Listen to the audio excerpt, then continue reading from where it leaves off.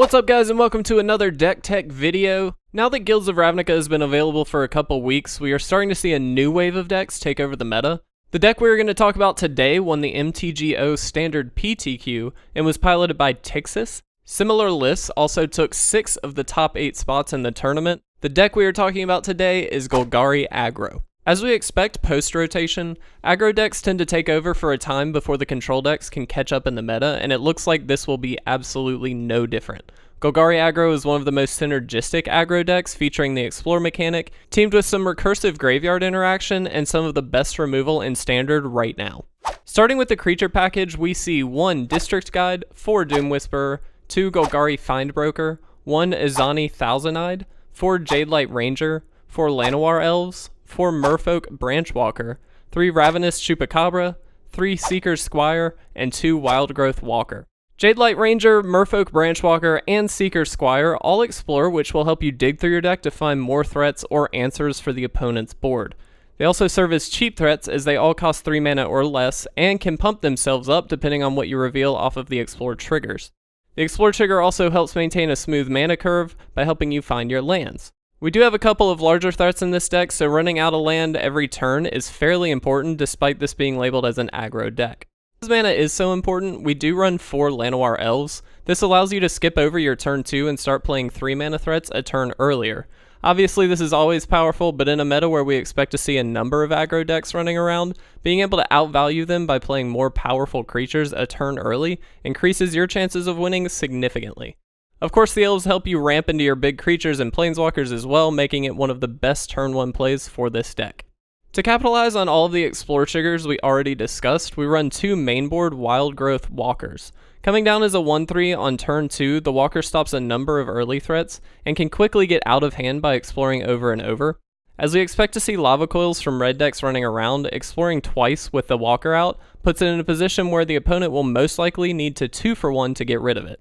Any further than that, and the Wildgrowth Walker becomes a giant swinging bomb that your opponents must answer with some kind of targeted removal.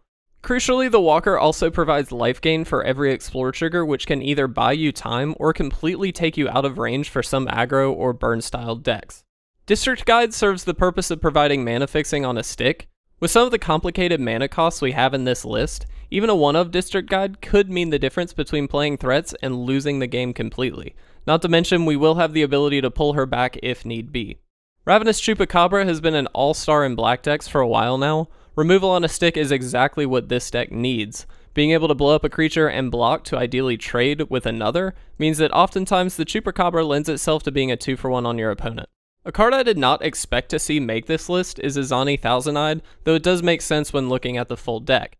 This deck is perfectly happy to trade off creatures early game, as triggering Undergrowth on Izani for 4 or 5 creatures swings the game significantly in your favor instantly. Also, Izani is its own engine, as you can sacrifice creatures to draw cards for only 2 mana. This gives you the option to block a creature, saving the damage, and then sacrificing it to gain life and draw, essentially adding value to all of your creatures. 4 Doom Whisperer are the largest threat that this deck has. This card is taken over as one of the best black creatures in Standard right now. A 6/6 with flying and trample for only 5 mana is absolutely insane, not to mention the ability to pay 2 life to Surveil 2, which smooths out draws and fuels Izani. With all the life gain off the walkers we talked about earlier, triggering Surveil on the Doom Whisperer will most likely be a minimal cost and put you in a winning position. That is, if having a huge flying, trampling threat doesn't finish the game off on its own. The last creature we have for this list is the Golgari Findbroker. I've saved this card for last because, quite simply, it's used to get any other creature back from your graveyard. This will obviously depend on the game state, but essentially this allows for some toolbox-like mechanics.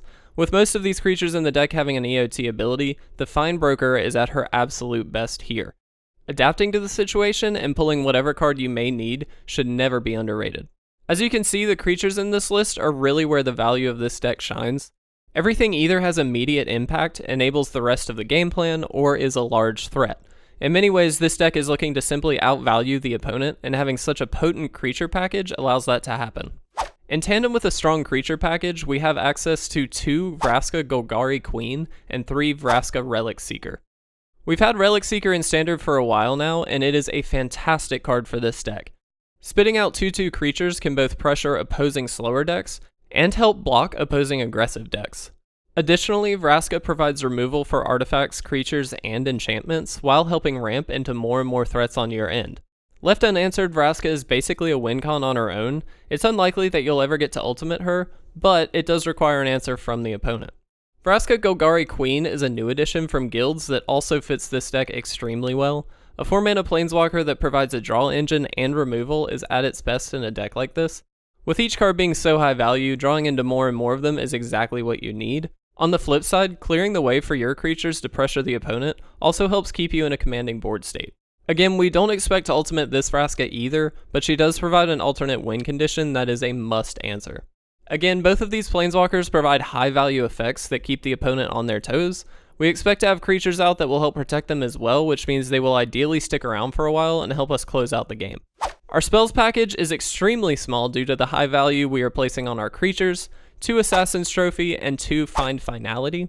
Assassin's Trophy is the best piece of removal in Standard right now. 2 mana to remove any permanent at the cost of the opponent pulling a land out of their deck means we have ways to deal with any permanent threat our opponents may have at instant speed. This team with our planeswalkers and creature removal means we have a ton of ways to deal with anything we find ourselves up against. Find Finality is one of the most efficient ways to pull creatures back from the graveyard. 2 mana pulls out 2 creatures, and with all of the EOT abilities on our creatures, we will likely be able to pull out a huge turn, pulling something back and playing a creature that explores, removes a creature, or spits out more creatures. Finality also gives us a board sweep effect. While we don't really want to fire this off with all of the creatures we expect to play, it does give us an out against go-wide strategies like Selesnya tokens. Finishing up the main deck, we have our lands. This is a pretty straightforward land base, so we won't go over this in detail, but we do have 4 Overgrown Tomb, 4 Woodland Cemetery, 8 Forest, and 7 Swamps.